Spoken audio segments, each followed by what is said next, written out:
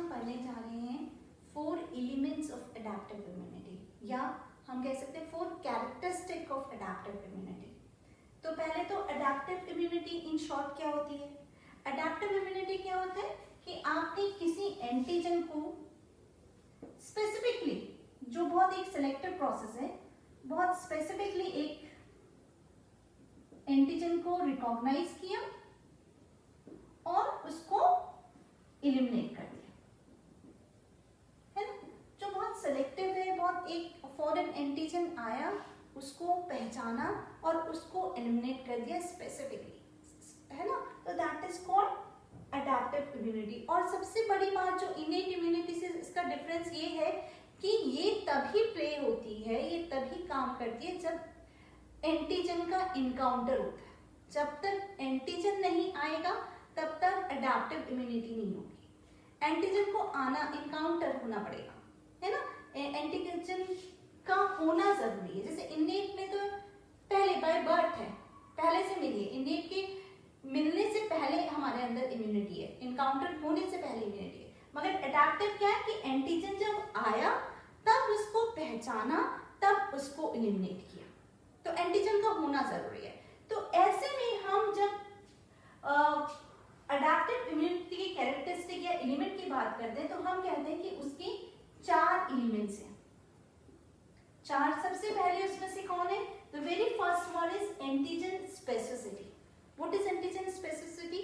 Antigen specificity बोलता है कि यानी कि अगर 2 एंटीजन है ए और बी, और दोनों में अगर एक सिंगल अमीनो एसिड का डिफरेंस भी है, तो क्या है, ये इस डिफरेंस को रिकॉग्नाइज करेगा और उस बेसिस में इनको अलग अलग कर देगा। इतना स्पेसिफिक है आपका अडैप्टिव सिस्टम। बहुत माइन्यूट अमीनो एसिड डिफरेंस भी है अगर उस एंटीजन में, तो उसको रिकॉग्नाइज कर सकता है। That is called antigen specificity. तो डाइवर्सिटी क्या है?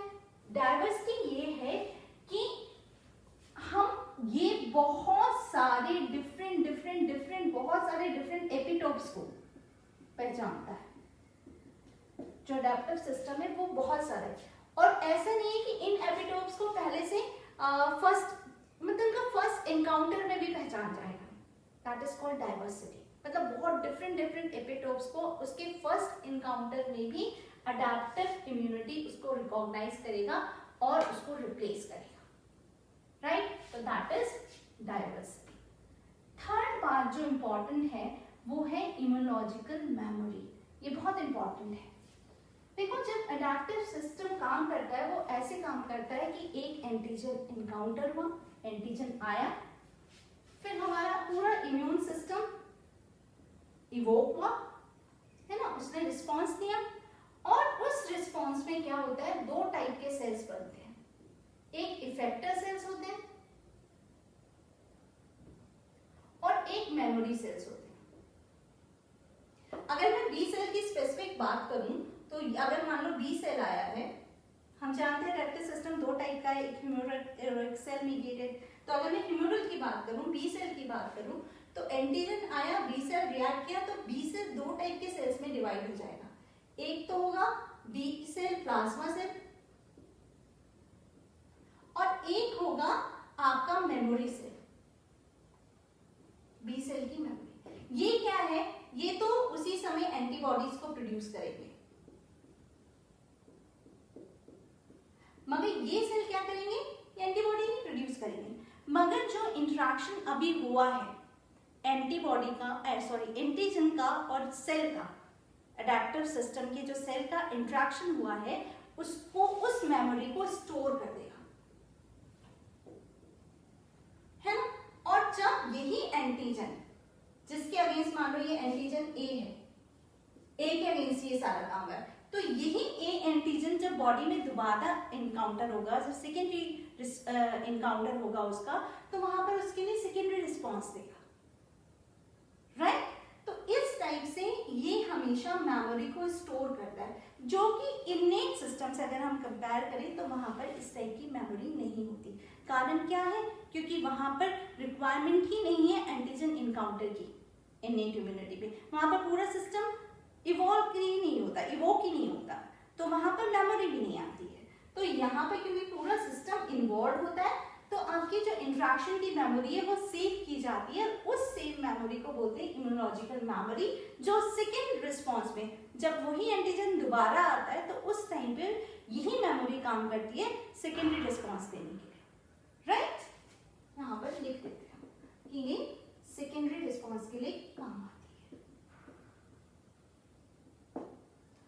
और जो लास्ट है उसको बोलते हैं self and non self recognition. ये बहुत ज्यादा इंपॉर्टेंट है कि आपका जो सिस्टम है उसको ये पता होना चाहिए कि वो किसके अगेंस्ट इम्यूनिटी देना है उसे और किसके अगेंस्ट नहीं देना है। यानी कि उसे ये पता होना चाहिए कि ये जो आया है, ये सेल है, ये फॉरेन सेल है या नहीं है, क्योंकि उसको केवल फॉरेन सेल के लिए ही रिस्पॉन्स जनरेट करना चाहिए।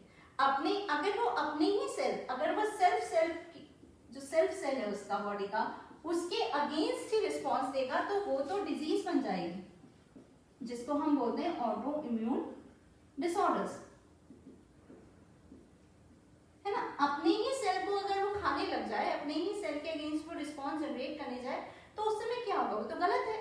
तो उसको बोलते हैं ऑटो इम्यून डिसऑर्डर। ऐसा होता है, कभी कभी ऐसा होता है, उस टाइम पे बोलते हैं उसको ऑटो इम्यून डिसऑर्डर। तो ये नहीं होना है, उसको ये पता होना चाहिए कि ये मेरा सेल्फ सेल है, इसके अगेंस्ट मुझे नहीं देना है, और ये नॉन सेल्फ है, ये जो है ये एंटीजन है और इसके अगेंस्ट मुझे रिस्पॉन्स देना है। तो दिस इज वेरी इंपॉर्टेंट, उसको ये रिकॉग्नाइज करना आना चाहिए। जब वो सिस्टम फेल होता है, जब ये पॉइंट फेल होता है अडैप्टिव सिस्टम का, तो उस टाइम पे ये डिसऑर्डर जनरेट होते हैं, जिन्हें कहते हैं ऑटो इम्यून डिसऑर्डर्स, राइट? तो ये 4 बहुत ही इंपॉर्टेंट पिलर्स हैं आपके अडैप्टिव इम्यूनिटी के। Antigen specificity, to differentiate between two antigen even if they are having the minute difference, अगर उनके अंदर छोटे से छोटा अमीनो एसिड का भी डिफरेंस है तो वो भी उसको रिकॉग्नाइज करे 2 अलग अलग एंटीजन के तौर पे, राइट? डाइवर्सिटी कि बहुत सारे डिफरेंट एंटीजन को रिकॉग्नाइज करे इवन उनके फर्स्ट इनकाउंटर पे भी। मेमोरी, जो उसका इंटरेक्शन हुआ है उसकी मेमोरी को वो स्टोर करके रखता है। एंड 4, आप वो सेल्फ और नॉन सेल्फ के बीच में डिफरेंशिएट कर सकता है कि ये सेल्फ सेल है, ये नॉन सेल्फ है, ये फॉरेन सेल है, राइट? तो दिस इज होप ये आपको समझ आ गया। Thank you.